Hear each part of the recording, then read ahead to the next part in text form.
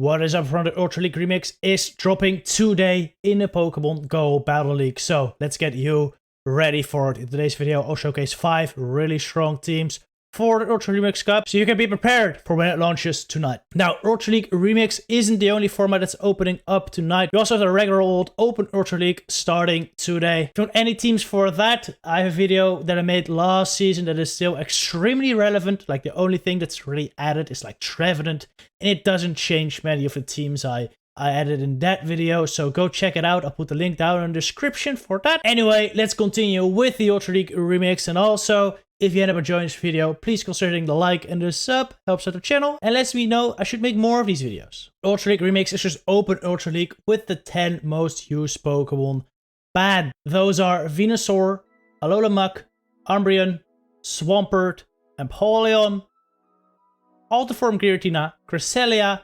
Talonflame, and Obstagoon. Now, one critique I always have and always hear about Ultra League Remix is that most of the bans are like very accessible Pokemon, and most of what's left are just the OP, hard to get XL Pokemon. You know, they have banned like Swampert, Venusaur, Alola Muck. Those are some of the cheapest options for Pokemon there are. And what we have left are Pokemon like Larian Stunfisk, Manabus, Alola Ninetales that will rule the meta, which is so unfortunate because those are very difficult to get for a lot of people.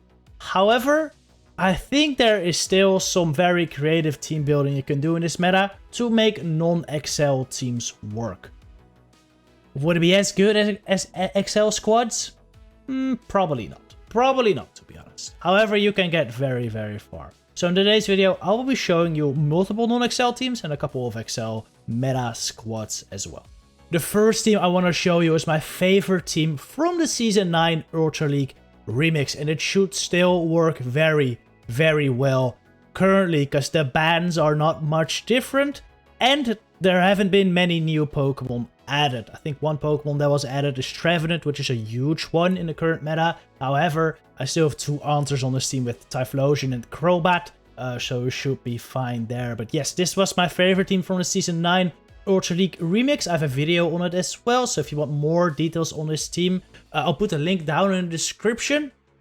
But yeah, this was the best team I ran that season. It's Tangrowth with Vine Whip, Power Whip, and Rock Slide. Typhlosion running Shadow Claw. Alright, that's very important. Shadow Claw, Typhlosion is just an amazing safe swap. You know, even water types, they have to fare the Solar Beam, which comes really, really quickly. Jellicent takes super effective from the Shadow Claws. Other ghost types, like Gengar, which could be tough for this team otherwise, takes super effective from the Shadow Claws. And just gets so quickly to the Blast Burns, which is just really, really good. And then Crobat in the back, which I prefer as a Shadow, by the way. That is what I would recommend. If you do have extra Shadow, run Shadow Crobat. It's very strong. It runs Poison Fang, Shadow Ball as charge move, and Air Slash as the fast move. The way this team works is, you know, these are just 3 very solid generalists and core breakers. You know, Tangrowth with the grass rock coverage can do a lot of work versus many of the common XL Pokemon. It can do super effective versus Manabus. It doesn't beat it, does super effective with Rock Slide. You can beat Stunfisk because you resist the Mud Shots and Earthquake. And Rock Slides don't do that much. You can Rock Slide Alola Ninetales. Galvantula takes super effective from Rock Slide. And because it's pretty tanky against basically everything neutral, it does okay because it gets through the Power Whips pretty quickly. Then Typhlosion is just another amazing generalist. It's a coverage with Blast Burn plus Solar Beam is basically unresisted by most of the meta. So usually you're basically guaranteed to either get a shield, do massive damage, or kill your targets with it, which is really, really nice. And then Crobat, having the debuff Poison Fang is just really, really nice. It also has a lot of play versus many of the XL Pokemon, you know, especially with shields up. It wins a lot of neutral matchups, so you can just beat like a Manabus, straight Poison Fang. You can Shadow Ball Jellicent, you can Poison Fang Alola Ninetales, you just destroy Charmers and fighting types like Machamp. So overall, these 3 Pokemon just have really good coverage against the meta, and also really great coverage moves against Pokemon they generally lose to. So with this team, like, proper energy management and switching is really key, but if you can nail that, this team can do so much work. Next line I want to show is something very, very common. It's Fighting Lead, Snorlax as the safe switch, and then something that beats Charm and Flyers in the back. So Machamp or Toxicroak as the lead. I highly recommend Shadow Machamp here, alright? Shadow Machamp is just extremely busted because the counters just do so much. It's so oppressive, and even against losing matchups like Flyers, for example, it can rock slide the opponents, or a lot of the time you can even just straight cross shot through them. Snorlax Shadow I think is recommended as well, but normal works fine too. It's just an extraordinarily good generalist even against counters like counter users, fighters, and like Pidgeot. It still does a lot of work. Body slams really add up, and the licks start adding up eventually as well. And in the back, either Stunfisk, Gengar, Alolan Muk, or I think even Kanto Muk could work cool, very fine, or Excadrill could be fine as well. You want something to beat Charmers and also do okay versus the Flyers. I think Galarian Stunfisk is probably the most solid option here, but of course not accessible to everyone. However, if you do have it, I highly recommend it. That turns this team into like an ABB team as well. Machamp is like your anti-fighter, which is weird. It's basically just a mirror, but you know, Snorlax is fighting as well, so that's why this team works. But if you don't face a fighter in the lead, you'd want to switch to Snorlax, and then you can hopefully sweep with Stunfisk in the back. That's the whole idea. If you're not running Stunfisk in the back or Excadrill, you don't really have to run this team as an ABB. However, you kind of do want to save your fighter for a potential Steel type, because usually you will be weak against Steel in the back. So you don't have to save your Machamp like completely full health, but try to save a move on the Machamp or Toxicroak for later so you can kill a Steel type with it, because usually your Snorlax or your Alolan Muk or Gengar are not enough for it.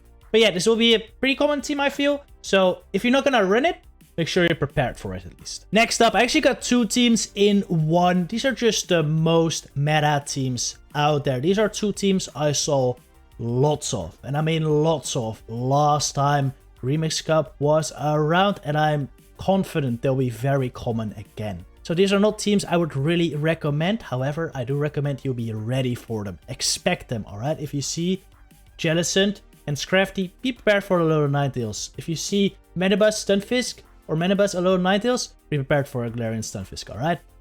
You have to be sure, but yeah. These teams, I don't want to spend too much time on them. They're very easy, to be honest. It's just 3 of the bulkiest freaking XL Pokemon that kind of have some coverage with each other thrown together, and because they're so tanky, they can just get, like, outbulk everything, and they have really good coverage.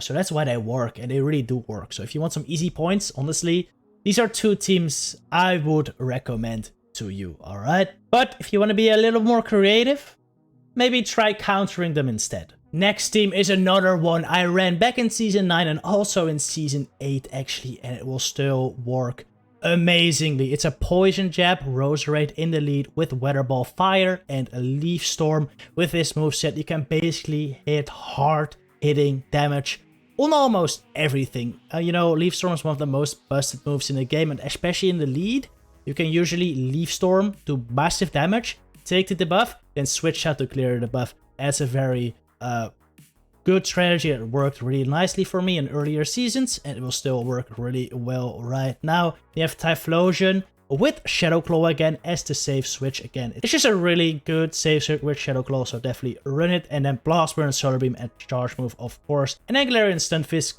in the back, of course, during Mudshot, Rock Slide, Earthquake to help cover for Roserade's weakness to fire and flying. This team functions pretty much like an ABB line. If you don't see a water or fighting in the back, you usually want to switch into your Typhlosion to lure it out. Fighting types or water types usually have to shield either a Blast Burn or a Solar Beam from Typhlosion. You take a shield advantage, you come in Roserade, you farm him down, or you Leaf Storm him, you take him out, whatever. And then once the water and or fighter is gone, Stunfisk goes to town. Because Stunfisk is just an absolutely insane Pokemon with a shield advantage. So, and Roserade just the same. Those two with a shield advantage can take on basically everything. That's why the team worked so well for me. I have a couple videos on this team also, so if you want to see more information on it, I'll put those links down in the description below so you can check it out. The final team includes a new addition to this meta, Trevenant, this new Grass Ghost type. Running Shadow Claw, Seed Bomb, or Shadow Ball is even stronger in the Ultra League Remix than it was in the Open Ultra League, because a lot of its biggest threats, mainly Umbreon, Obstagoon, and Talonflame, are banned. It still has some Pokemon to worry about, like Manibus, like Alola Ninetales, like Scrafty. However, those can be dealt with the back line, which consists of Alola Ninetales and Regirock. You might think this team is pretty weak against Fire Lead, right? Because, well, Fire beats both Trevenant and Alola Ninetales. Thing is, Fire won't be that common. The main Fire you'll see is Typhlosion, probably, and Trevenant actually outpaces to 2 moves. If you can bait the Typhlosion with a Seed Bomb and then throw a Shadow Ball, you'll get there before 2 Blast Burns, regardless of what moveset it runs. Meaning you can actually win the 1 shields with Trevenant. And once you get Typhlosion out of the way, Ninetales is likely very good. And, well, if you see a Fire type in the back, you have Regirock to deal with it, of course. Also, this team might seem quite weak against like a Scrafty, because of course Scrafty destroys both Trevenant and Regirock. However, that's why we have Alolan Ninetales, of course. That beats the Scrafty. And what you want to try to do if you see a Scrafty lead, if you want to switch into your Alolan Ninetales, usually Scrafty lead teams don't have like an amazing answer to Alolan Ninetales with Powder Snow, to be honest. Because running a Steel type in the back of Scrafty is pretty risky, because then you just get destroyed by fighting types. And running a Fire type is not that common, so usually Alolan Ninetales will be able to get shields from incoming like Poison types usually. Like a Nidoqueen, like a Drapion, you can usually get shields of those. And once shields are down, Regirock will be able to Focus Blast Scrafty, which is the move I would run on Regirock for sure. You want Lock On, Stone Edge and Focus Blast on that. Definitely, I think this team will perform very, very well. It's one I will definitely try out myself. You'll definitely have to play around some Fire types and Scrafty for sure, but it should be very manageable. And besides that, this team has basically covers against everything. Trevenant is really weak against like Pidgeot and Manibus, and we have 2 answers to that in the back as well. I would recommend you run this team as like an ABB-ish line. The backline is kind of weak against like a Galarian Stunfisk, for example. So if you don't see a Galarian Stunfisk in the lead, you should really consider switching to your Alolan Ninetales at some point. Otherwise, you might just get swept by it. Anyway, that was it for today. Hope this was helpful. I'll see you in the next one. Good luck with your battles, trainers.